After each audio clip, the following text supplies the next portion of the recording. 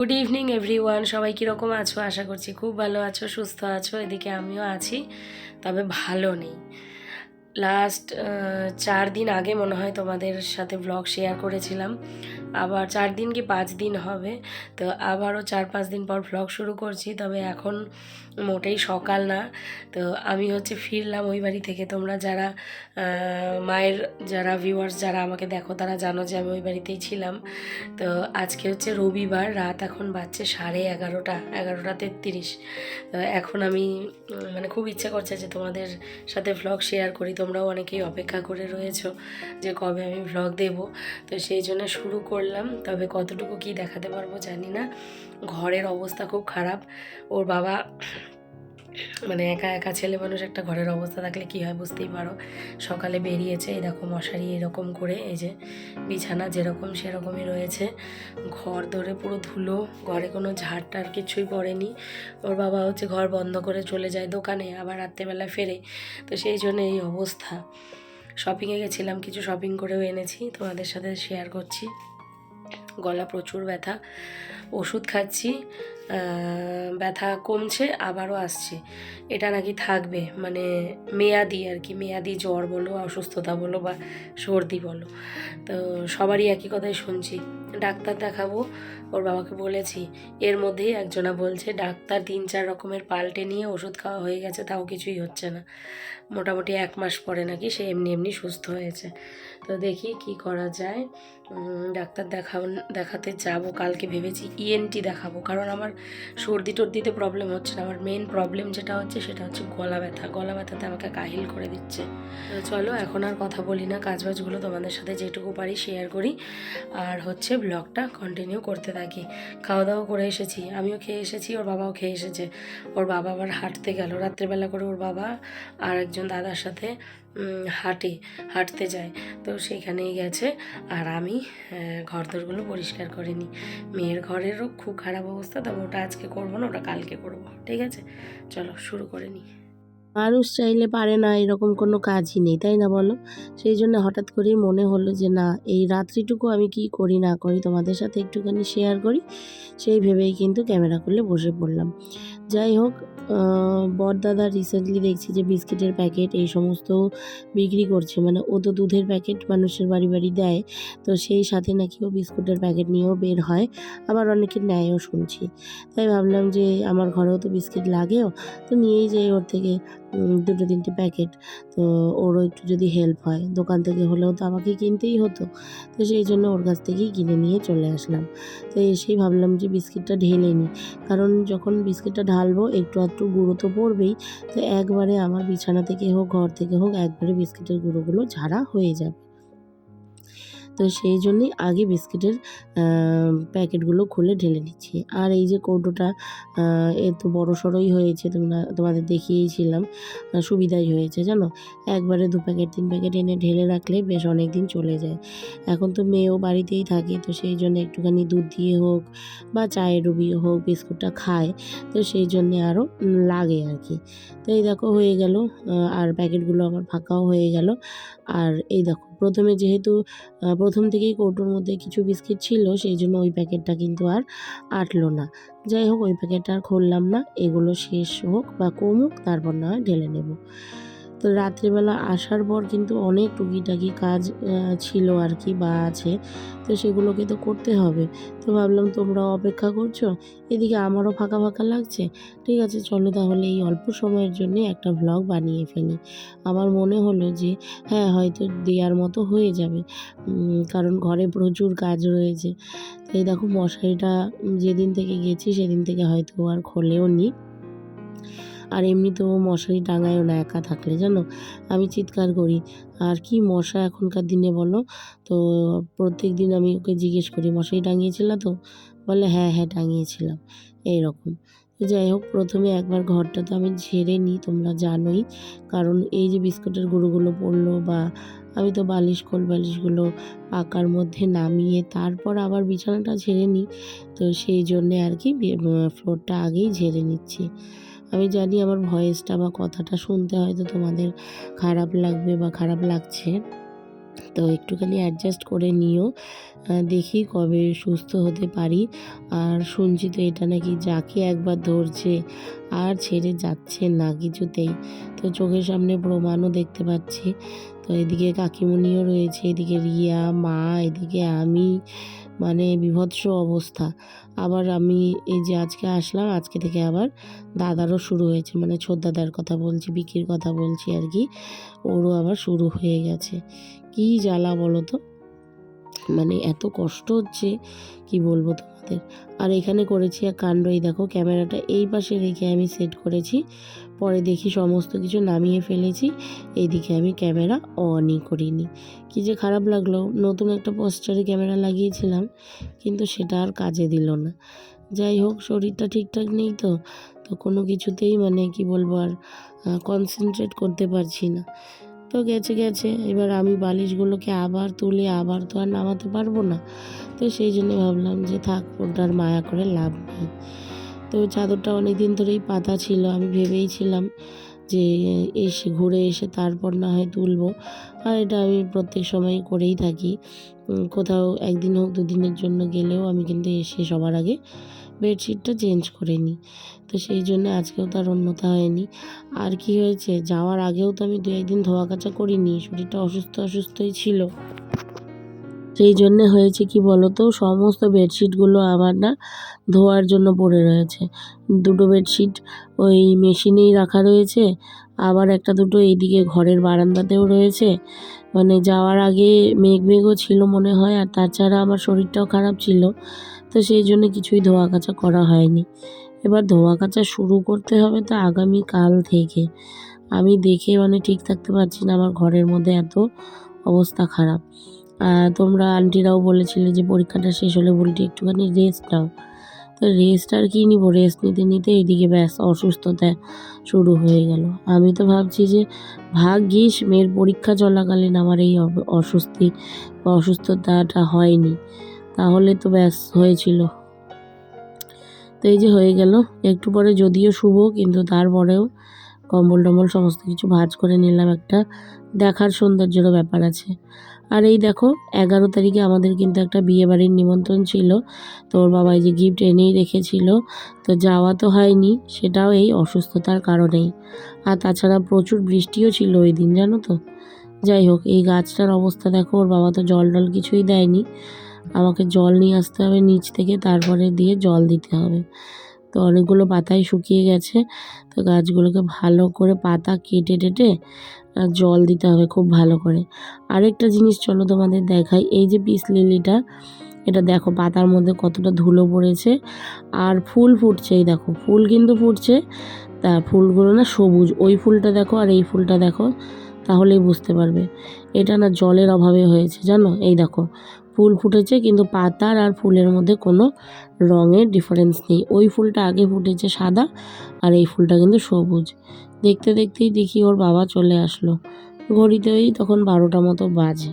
তো একটুখানি দেখলাম ও আমাকে দেখে কি না, দেখেছিল, কারণ কি বলো তো, বারান্দায় লাইট জ্বলছিল তো, সেই জন্যে। চলে আসলাম ঘরে, বিছানা তো তোলা হয়েই গেছে, আর এই যে হাতে ছিল আমার 200টা টাকা, তো ভাবছিলাম কি করি না করি। তারপর ভাবলাম যে না, এই ঘটে অনেক দিন ধরে টাকাটা ফেলা হয় না, তো ফেলে দিয়ে একটা নাম্বার অন্তত কাটি, কারণ হাতে থাকলেই না টাকাটা খরচা হয়ে যাবে কোনো না কোনো কাজে। নিজের জন্য খরচা করি না, খরচা বলতে ওই যখন পার্লারে যাই তখনই, তাছাড়া খাবার দাবার জিনিস বলো যাই বলো, জামা কাপড় সমস্তটাই তোর বাবাই কিনে দেয় আমাকে, আর আমার পকেট থেকে খরচা করতে হয় না। তো এই দেখো একটা আইলাইনার ছিল, কারণ মার্কার আমি এখন খুঁজে পাবো না, ওটা মেয়ের আয়ত্তে থাকে, তো এই আইলাইনারটা দিয়ে একটা 200 কেটে নিলাম। এই জিনিসটা কিন্তু ভীষণ ভালো। আর কাটতে কাটতে দেখো অনেকটাই নিচে নেমেছি, এই দেখো। তো এখানে শুধু আমি না, ওর বাবা আমাকে দিয়েছে, তাই জন্যই এতটা দূর আসতে পেরেছি। তো দেখি মোটামুটি ধরো 4 ভাগের 1 ভাগ হয়েছে। তো এবারে জায়গা মতো রেখে দিই জিনিসগুলোকে, আর যেদিকেই তাকাচ্ছি সেদিকেই তো কাজ, মানে কোনটা ছেড়ে কোনটা করবো বুঝে পাচ্ছি না। তবে এইটুকু সময়ে, রাতের বেলাটুকু সময়ে যেটুকুনি আমার দ্বারা করা সম্ভব সেটুকুনি করেছি। যেখানে আমি দাঁড়িয়ে রয়েছি তার এই পাশে কিন্তু জামা কাপড়ের পাহাড় রয়েছে, তোমাদেরকে দেখাইনি। যেগুলো কিনে এনেছি নতুন, সেগুলোকেও তো একটু ফিটিংস করতে হবে। তো তো সেই জন্যে আর কি সেটাকে ওখানেই রেখে দিয়েছি।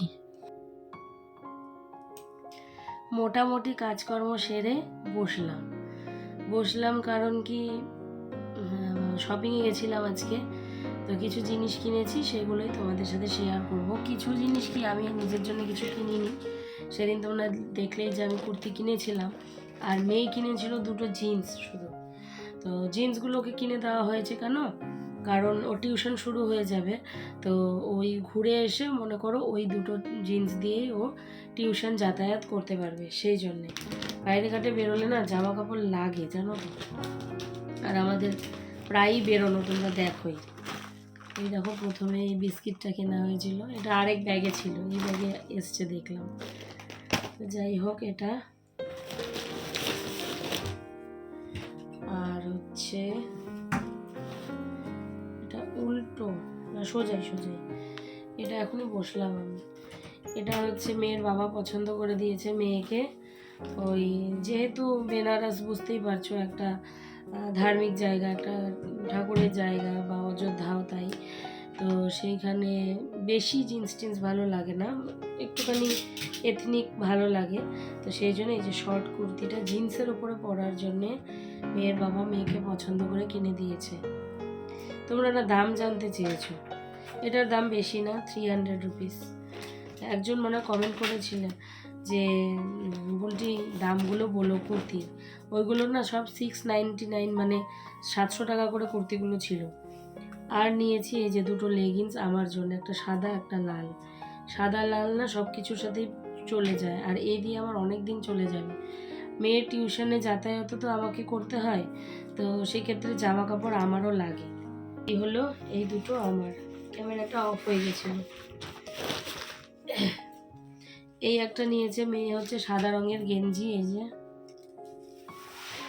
বেনারসে নাকি প্রচুর গরম, তো সেই জন্য খুব সোভার দেখেই জামা কাপড় কেনা হয়েছে।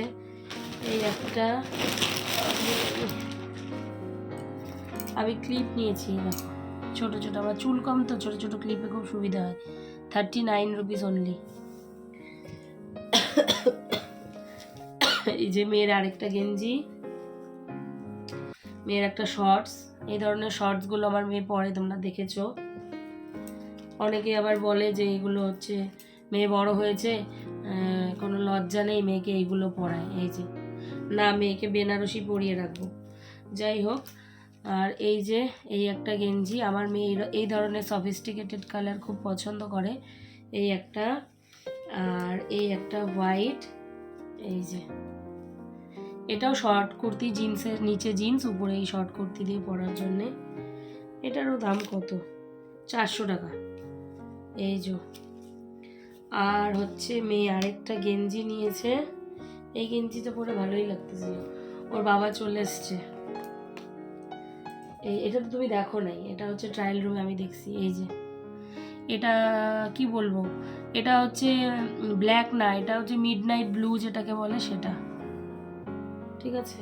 আর একটা ইনার নিয়েছে, ব্যাস এই তো। আর ওর বাবা শার্ট কিনেছে, দুটো শার্ট নিয়েছে, আর কিছু কেনাকাটা নেই। এই তো, তোমাদেরকে মনে হয় বললাম যে মেয়ে কিন্তু ওই বাড়ি থেকে আসেনি। তো দাঁড়াও, এগুলোকে আবার তুলে তারপর আসছি, ভাঁজ করে নিই।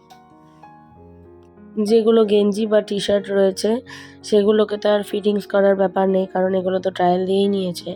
কুর্তিগুলোও ট্রায়াল দিয়ে নিয়েছি, তবে একটুখানি ঢিলা ঢালা দেখেই নিয়েছি, কারণ এক সাইজ কম নিলেও কিন্তু আমার টাইট হয়ে যাচ্ছিল। আর যেহেতু কুর্তিগুলো কটন না, তো সব ধোয়ার পর একটুখানি তো চাপবে, তো সেই জন্যে আর কি একটু ঢিলা ঢালা নিয়েছি।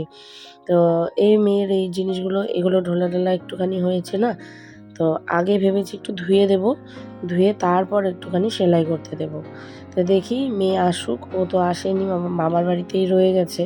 তো ও আসলে পরে ওকে দেখিয়ে বা কতটা কি সেলাই করতে হবে না হবে একটুখানি দিয়ে আসবো। এই দেখো, দেবলিনের বাবা আমাকে গরম জল করে এনে দিল, এর মধ্যে নুন দেয়া আছে। নুন কি দেয়া আছে নাকি নাই? ও, তাহলে নুন দিয়ে নিতে হবে। নুন দিয়ে এখন এটাকে আমি গার্গেল করব, প্রচুর গলা ব্যথা, গার্গেল করব গো।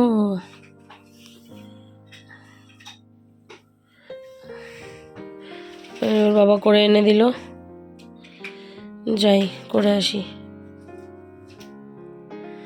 জীবনে শান্তির অভাব, শান্তি শেষ হয়ে গেছে। এই যে খুব ব্যথা, এখন একটু কমছে। তো মেয়ে আবার মেসেজ করেছে, হোয়াটসঅ্যাপ করেছে, মা মিস ইউ। আমি আর বললাম যে গলায় ভালো করে তেল মালিশ করে তারপর শো।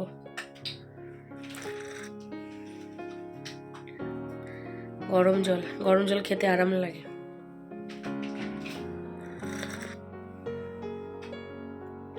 যাই বাকিটা জল দিয়ে নুন দিয়ে গার্গেলটা করে আসি। এইদিকে বেশ অনেক দিন থেকেই তো এই যে চিয়া সিড বলো বা ওই ড্রাই ফ্রুটস বলো কিছুই খাওয়া হচ্ছে না। তো ওর বাবাকে বললাম যে ভিজিয়ে দাও তো একটুখানি, না হলে না সকালবেলাটা সোজাসুজি চা খেতে আমার ভালো লাগে না। তো আমি মানে প্রথমে একটুখানি চিয়া সিডটা খেয়ে নিলে না আমার বেশ ভালো লাগে। তো সেই জন্য আজকে আর ভুলিনি। তো ওর বাবা এই যে ভিজিয়ে দিচ্ছে, আর ভিজিয়ে না বেশ কিছুক্ষণ গুলিয়ে তারপর রাখতে হয়, না হলে সকালবেলা উঠে দলা পেকে থাকে। তো এই কাজটা ওর বাবাই করে, মানে ভালো করে আর কি, সেই জন্যে। আর আমি যদি ভেজাই তাহলে একটুখানি গুলিয়ে রেখে দিই, সকালবেলায় পরে দলা বেঁধে থাকে।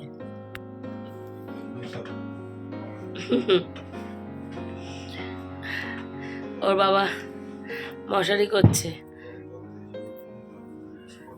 করলাম তো,